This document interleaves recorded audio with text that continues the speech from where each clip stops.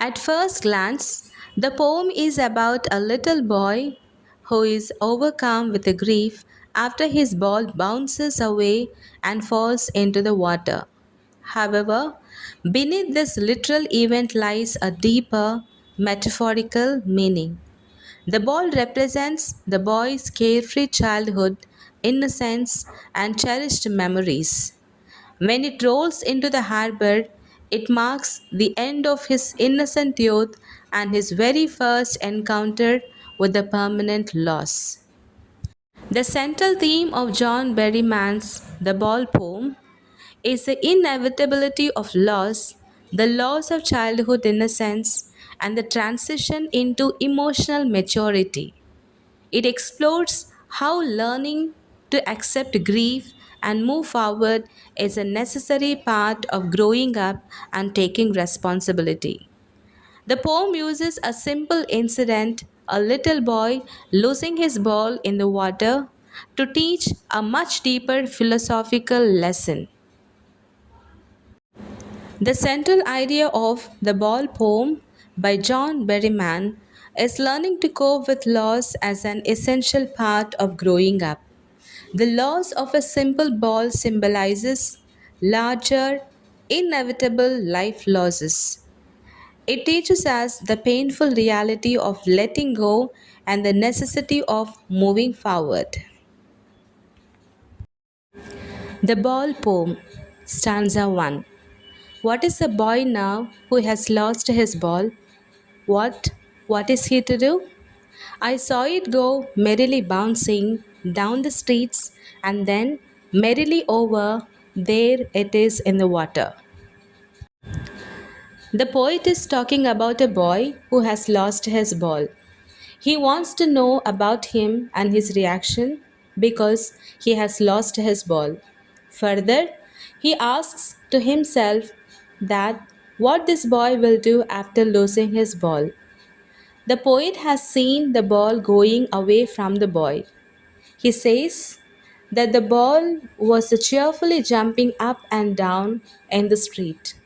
This means that when the ball skipped from boy's hand, it went into the street and later on it fell into the nearby river. Now let's see the literary devices used in this stanza. First, anaphora. Use of repeated words in two or more lines. For example, what is the boy, what, and merrily bouncing merrily over. The second, assonance. Repeated use of vowel O. Boy, now, who, lost. Imagery. When the poet says, merrily bouncing down the street. Repetition. What is being repeated? Stanza 2. No use to say, oh, there are other balls. An ultimate shaking grief fixes the boy. As he stands rigid, trembling, staring down, all his young days into the harbor where his ball went. I would not intrude on him. A dime, another ball is worthless. Now he senses first responsibility. The poet says that there is no benefit of consoling the boy by saying that he will get another ball because he has other balls too. He says so because the boy is feeling very sad. He is completely surrounded by sorrow. He is sad because all the memories of the childhood days went down the harbor with the ball. Here, the poet says that the boy is very sad as the ball, which has now gone into the water, reminds him of those sweet memories of the times when he owned it. The loss is unbearable of him and he is grief stricken.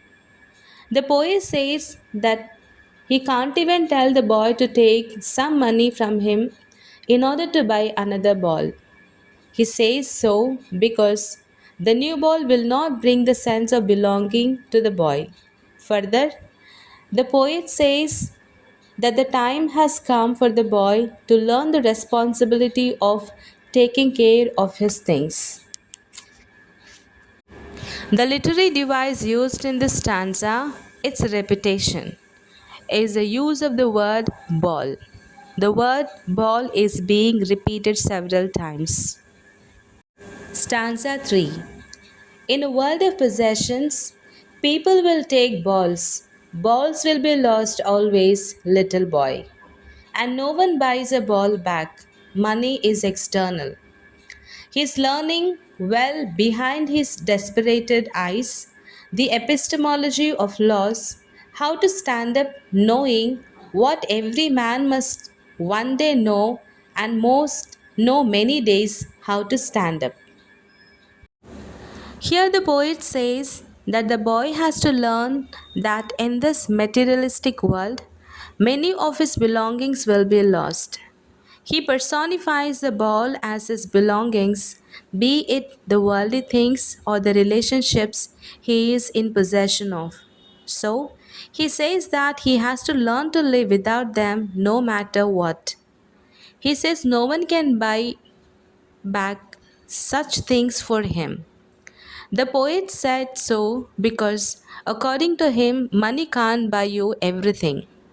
If it does buy you some materialistic thing, still, it will not be able to buy the sense of belongingness. He says that the boy is learning how to stand up against the sense of lost things.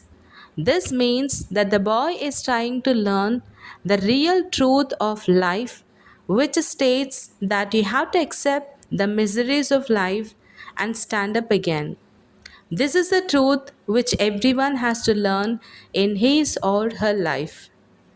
The harsh truth of standing up against the odd miseries of life that everyone has to bear.